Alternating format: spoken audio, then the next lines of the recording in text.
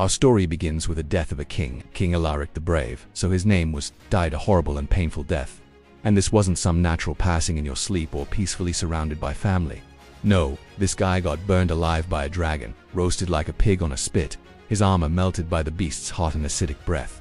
The entire kingdom watched in horror as their beloved king was consumed by flames. But there was nothing they could do. There were no heroes to save the day, and there were no knights that could defeat the mighty Drake, at least. That's what everyone thought until our protagonist stepped forward. His name was Torin, and he was just an ordinary peasant. He wasn't strong, fast, or even particularly brave. Torin was just an average Joe, a regular dude who liked farming, fishing, and living his life. But when he heard that the dragon had slain the king, something inside him snapped. This wasn't just a random monster attack. The dragon had deliberately targeted the king and the kingdom, and it wasn't going to stop there. It was only a matter of time before it tried to claim the throne for itself. That wouldn't happen if Torin had anything to say about it. So he did something that most people would consider stupid, maybe even crazy. He challenged the dragon to a duel. Now, normally, such a challenge would be utterly pointless. A lowly peasant versus a fire-breathing behemoth, who would bet on the human in such a scenario? Yet Torin wasn't any ordinary peasant, you see. He was the only son of the village elder, which meant he had access to forbidden knowledge.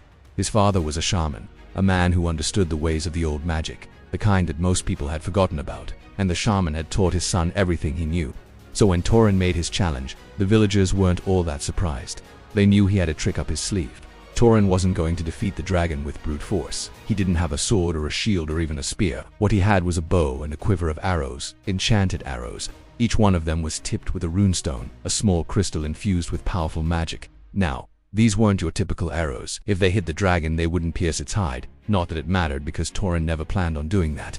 The real power of the runic arrows lay in their enchantments.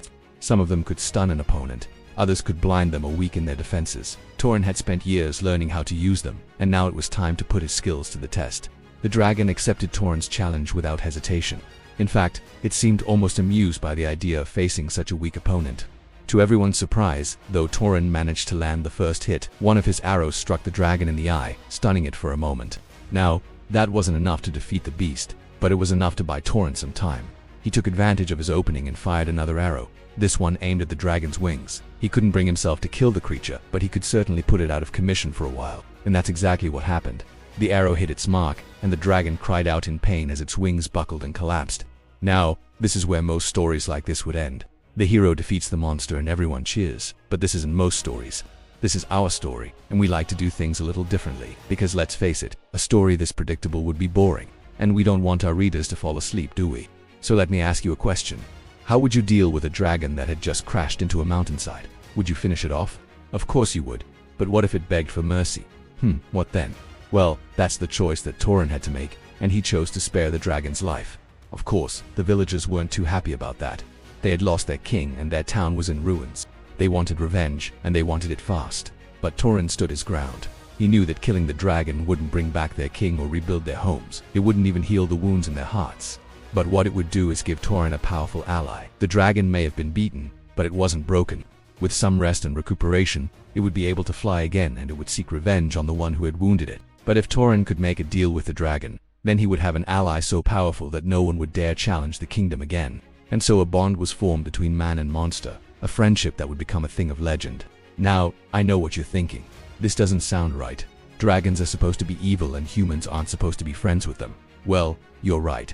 But this is our story, and we like to subvert expectations. Thank you very much. Besides, do you really think that all dragons are evil? What about those pesky gremlins that live in the marshes? Or what about the ancient Wyams that guard the treasure at the end of the rainbow?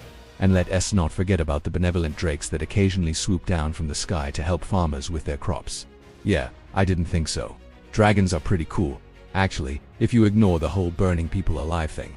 Anyway, the alliance between Torin and the dragon was a successful one. Together, they rebuilt the kingdom and brought it to new heights of prosperity. The people learned to accept the dragon as one of their own, and it even became a symbol of the kingdom's power. Now, I know what you're thinking. This has a nice ring to it, but it's too perfect. Something's gotta give. Well, you're right again. As always, nothing lasts forever. And eventually Torin and the dragon had to part ways. You see, the dragon was getting bored. It had helped Torin defeat his enemies and establish peace in the kingdom. But now it was time for it to move on to bigger and better things. Don't get me wrong, the dragon loved the kingdom. It had grown to care for the people and Torin too, but it was a wild creature at heart, and it needed to roam free. Plus, it was getting restless. There was a power growing within it, a power that it could feel stirring, but it didn't understand.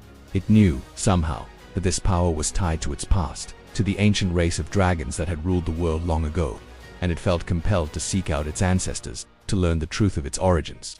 Now, you might think that this is where the story ends, but it's not. In fact, it's just the beginning. Because Torin wasn't about to let the dragon leave without a fight.